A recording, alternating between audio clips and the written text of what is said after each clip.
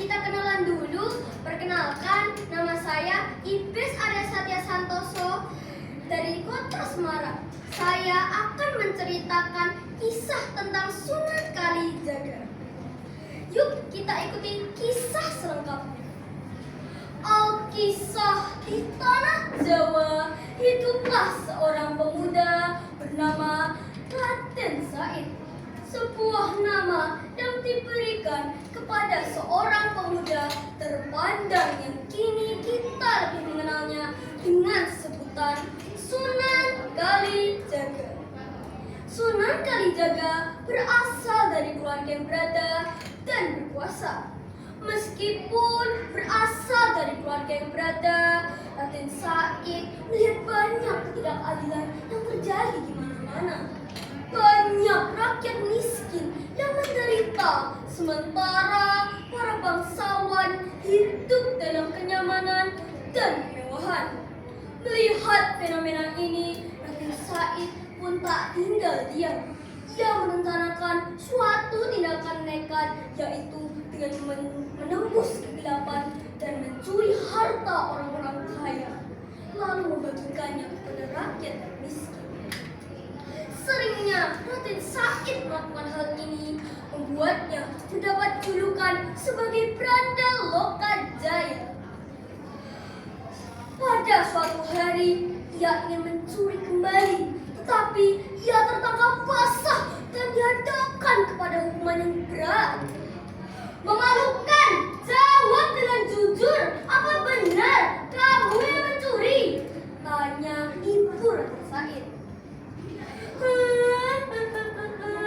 Maafkan Ananda, Ibu. Ananda hanya ingin membantu rakyat miskin itu. Rengek Raden Said. Sang ayah yang mendengar hal itu lalu murka dan menghukum cambuk Raden Said.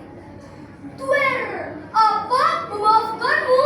Tidak ada maaf untukmu, Said. Kau sudah mencoreng nama besarku.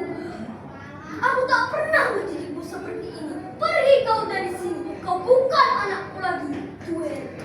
Setelah dihukum cambuk habis-habisan oleh ayahnya sendiri, Raden Said mengembara ke tanah Jawa dan tetap dengan misi yang sama, yaitu mencuri harta orang kaya dan membagikannya kepada rakyat yang miskin. Pada suatu hari, ia menemui seorang kakek tua yang menggunakan tongkat emas. Raden Said mendekat. Hei kakek tua, serahkan tongkat emas itu padaku atau nyawa taruhannya. Janganlah kau berbuat zalim padaku, anak muda. Omong kosong, serahkan tongkat emas itu kepadaku. Iya.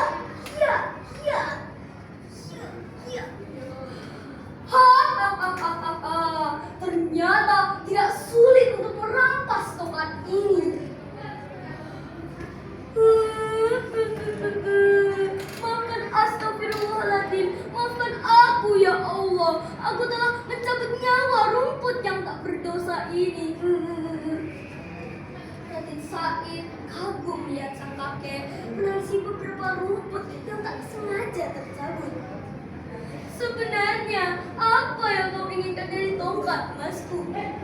Tongkat emas ini akan kubagikan kepada rakyat yang membutuhkan. Wah, kau sangat mulia anak muda, tetapi kau keliru nak. Bersedekah dengan harta hasil curian sama saja seperti kau mencuci pakaian menggunakan air kencing. Allah berfirman dalam surat Al-Maidah, laki-laki yang mencuri dan perempuan yang mencuri, potonglah kedua tangannya sebagai hukuman atas apa yang mereka jalankan. Sungguh Allah tak suka orang yang mencuri, nak. Raden Said sadar ternyata selama ini perbuatannya itu salah. Sebenarnya siapa kau ini kakek tua? Namaku adalah Bona. Raden Said terkejut karena nama Bonang adalah nama dari satu wali terhebat yang ada di tanah Jawa. Raden Said ingin menjadi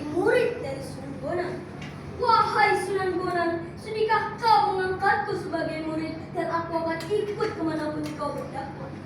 Raden Said, Sunan Bonang menancapkan tongkat emasnya di pinggir sungai.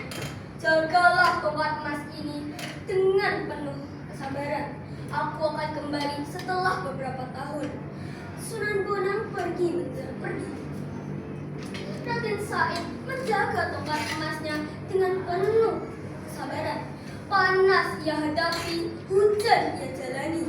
Dinginnya malam tak menggoyahkan hati. 3 tahun telah berlalu.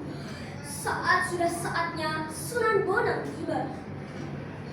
Wah, kau sangatlah amanah anak muda. Kini kau adalah muridku. Ikutlah kemanapun aku berdakwah. Ambillah hikmah dari perjalananku, dan namamu akan kuganti sebagai Sunan Kalijaga. Kali yang artinya sungai dan jaga yang artinya menjaga. Dengan nama barunya, Raden Said ikut kemanapun Sunan Bonang berdakwah. Ia mengambil hikmah dari perjalanannya.